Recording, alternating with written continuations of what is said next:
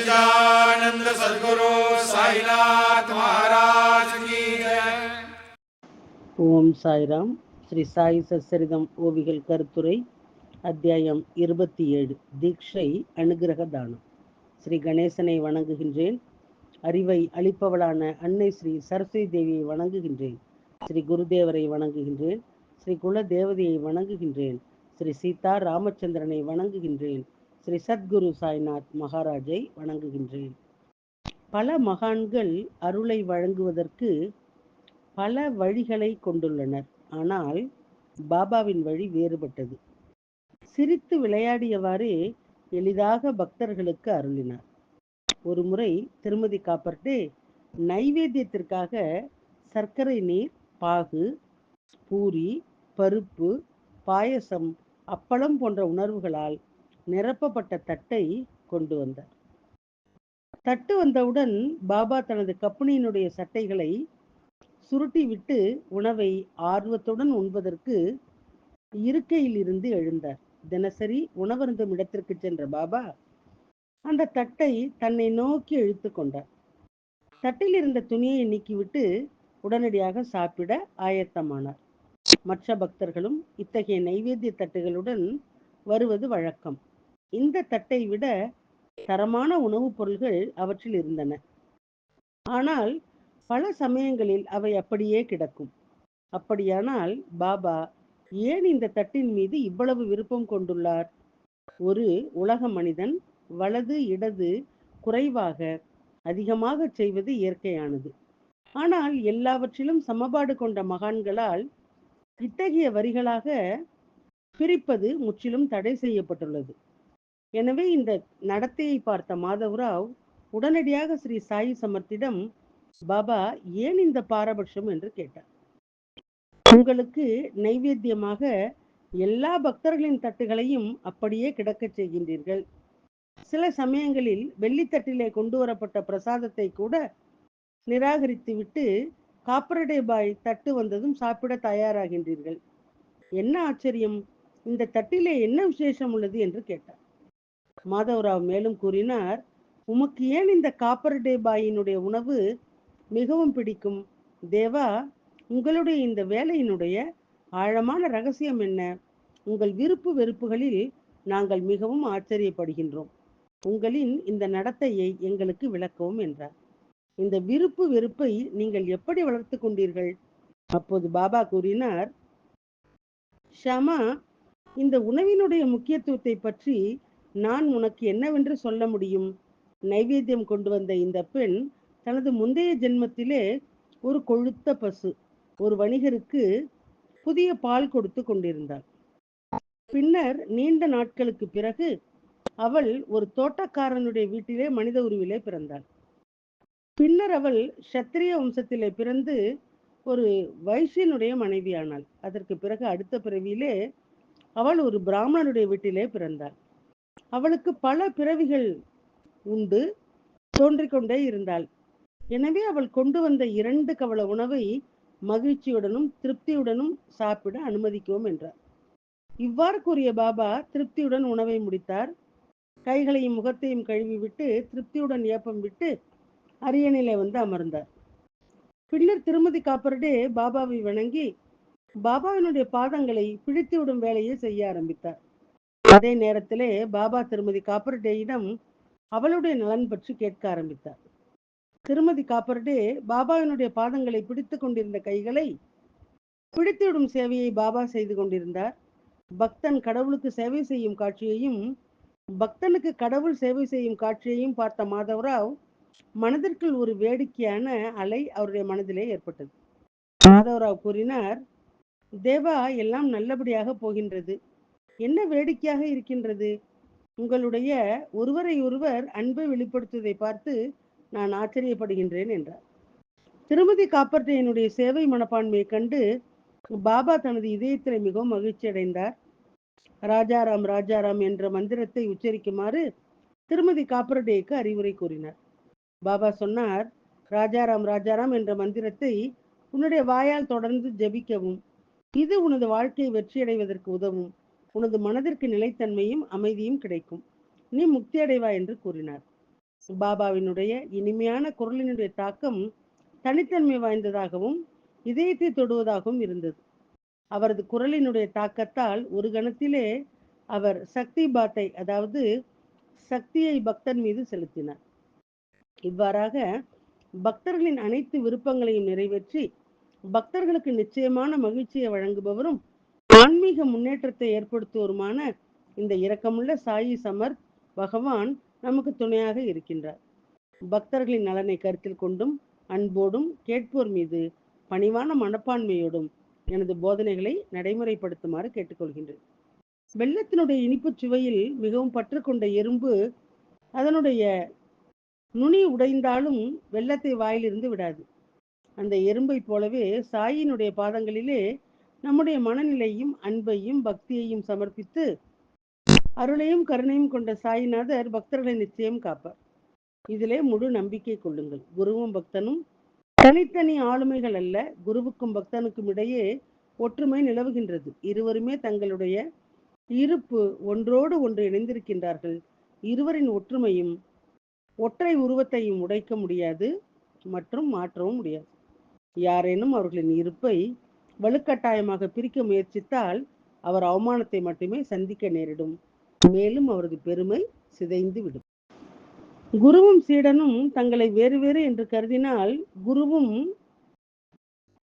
பச்சையாகவே இருக்கின்றார், சீடனும் பச்சையாக இருக்கின்றான். ஆனால் ஒரு வலிமையான, அதாவது ஒரு திறமையான குருவால் தயாரிக்கப்பட்ட ஒரு சீடன், ஒரு வலிமையான, அதாவது ஒரு திறமையான குருவால் தயாரிக்கப்பட்ட ஒரு சீடன் தன்னுடைய சுயத்தினுடைய இருப்பை ஏற்கவில்லை. குருவின் இந்த இருமை வேறு, நான் வேறு அவரிடம் இல்லை. தனக்கும் குருவுக்கும் இடையே உள்ள இரட்டை உணர்வுகளை பற்றி அவர் அமைதியாக இருக்கின்றார். குரு ஒரு இடத்திலே இருப்பதாகவும் சீடன் வேறு இடத்திலே இருப்பதாகவும் நம்புபவர்கள் இருவரையும் பகுத்தறிவற்றவர்களாகவே கருத வேண்டும். குருவுக்கும் சீடருக்கும் தனித்தனியான சுயேட்சை இருப்பு இல்லை. குரு என்றால் சீடன், சீடன் என்றால் குரு. ஒன்று மற்றொன்று இல்லாமல் இருக்க முடியாது. அவை ஒருவருக்கொருவர் மிகவும் அர்ப்பணிக்கப்பட்டவர்கள். குருவுக்கும் சீடனுக்கும் ஒரு துளி கூட வித்தியாசம் இல்லை. எனவே இரண்டினுடைய காரணங்களும் ஒன்றே. குருவினுடைய பாதத்திலே பக்தனுடைய தலை வைக்கப்பட்ட இந்த படம் வெறும் பார்வை, மாயை, வழிபாட்டு முறை என்பது மொத்த உறுப்பு, அதாவது கெட்டியான உடல் சிகிச்சை ஆகும். தோற்றத்தில் மட்டுமே அவை ஒருவருக்கொருவர் வித்தியாசமாக தோன்றுகின்றனர். உண்மையிலே அவை ஒரே மாதிரியானவை. குருவும் பக்தனும் தங்களுடைய சுயாதீன இருப்பை கூட கருத்திலே கொள்ளவில்லை. அவர்கள் ஒருவருக்கொருவர் இணக்கமாக இருக்கின்றார்கள். இரண்டினுடைய வெவ்வேறு பௌதீக இருப்பு இயற்கையினுடைய ஒரு விதியாகும். எனவே அவை வித்தியாசமாக தோன்றுகின்றன. இப்படி ஒருவரோடு ஒருவர் இணையாதவர்கள் பெயரளவிலே மட்டுமே, அதாவது முறையான வடிவத்தில் மட்டுமே குரு சிஷ்யர்கள். உணவு, உடை, உறைவிடம் எப்படி கிடைக்கும், நமது பொருளாதார வளம் எப்படி வலுப்பெறும் என்பதை பற்றி சிறிதும் கவலைப்பட வேண்டாம். இந்த விஷயங்களிலே உங்கள் சக்தியை வீணாக்காதீர்கள். ஏனென்றால் இதெல்லாம் விதிக்கு உட்பட்டது. அதிர்ஷ்டம் இருந்தால் எந்த முயற்சியும் இல்லாமல் இதையெல்லாம் எளிதாக பெறுவோம். செல்வம், சொத்து, பெயர், உலக அந்தஸ்தை அடைய இரவு பகலாக முயற்சி செய்தால் அந்த முயற்சி வீண்தான். இந்த உலக விஷயங்களை அடைவதிலே உங்கள் நேரத்தையும் சக்தியையும் வீணாக்காதீர்கள். நீங்கள் முயற்சி செய்ய வேண்டும் என்றால் ஆன்மீக செழிப்பை அடைவதை பற்றி தொடர்ந்து சிந்தியுங்கள். அதற்காக இரவு பகலாக முயற்சி செய்து கொண்டே இருங்கள். மகான்களினுடைய உபதேசங்களை கேளுங்கள். உங்கள் இறுதி நலனிலே என்ன இருக்கின்றது என்பதை புரிந்து கொள்ளுங்கள். இந்த பாதை மிகவும் கடினமானது, வால்முனையிலே நடப்பது போல கடினமானது என்பதை புரிந்து கொள்ளுங்கள். வேதங்களும் வேதாந்திகளும் நம்மை அழைத்து, ஓ மனிதனை எழுந்திரு, ஆழ்ந்த உறக்கத்திலே குரட்டை விட்டு அப்படியே படுக்காது. குறிப்பு கடோபனிஷத் அத்தியாயம் 1 ஸ்லோகம் கூறுகின்றது, ஆழ்ந்த உறக்கத்திலே உறங்கும் மனிதர்களை எழுந்திருங்கள், விழித்திருங்கள், சிறந்த மகாத்மாக்களிடம் புகலிடம் செல்லுங்கள். எல்லா தீமைகளுக்கும் மூல காரணமான அறியாமையினுடைய உறக்கத்திலே உறங்கும் மனிதர்கள் உரிய நேரத்திலே விழித்து கொண்டு குரு முகத்திலிருந்து வெளிப்படும் ஞான அமிர்தத்தை உட்கொண்டு தங்கள் நலனை தொடர வேண்டும். எனவே பணிவுடன் சத்குருவிடம் அடைக்கலம் புகுங்கள். எல்லா அகங்காரத்தையும் கைவிட்டு அவருடைய பாதத்திலே பூரண சரணாகதியை ஏற்றுக்கொள்ளுங்கள். நமது நலன்கள் மற்றும் தீமைகள் என்ன என்பது அவர்களுக்கு மட்டுமே தெரியும். இது அறியாத குழந்தைகளாகிய நமக்கு தெரியாது. அகங்காரத்துடன் அஞ்ஞான ஆன்மாவும் இருக்கின்றது.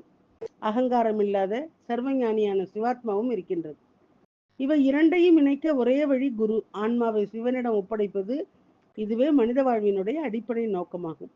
அறியாமையால் சூழப்பட்ட ஆன்மாவிற்கும், அதாவது இதயத்திலே வசிக்கும் ஆன்மாவிற்கும், ஆதி மாயை, ஆதிசக்தி போன்ற மாயைகளை உருவாக்கி மாயை உண்டாக்கும் சிவாத்மாவிற்கும் உள்ள வேறுபாட்டை நீக்கும் ஆற்றல் குருவிற்கு மட்டுமே உண்டு. நமது மனதிலே வாதங்கள், தீர்மானங்கள் மற்றும் தேர்வுகளுக்கு உட்பட்டது அனைத்து எண்ணங்கள் மற்றும் விருப்பங்களின் தூய்மையற்ற தன்மையுடன் ஸ்ரீ சாயினுடைய பாதத்திலே அதை வழங்குங்கள்.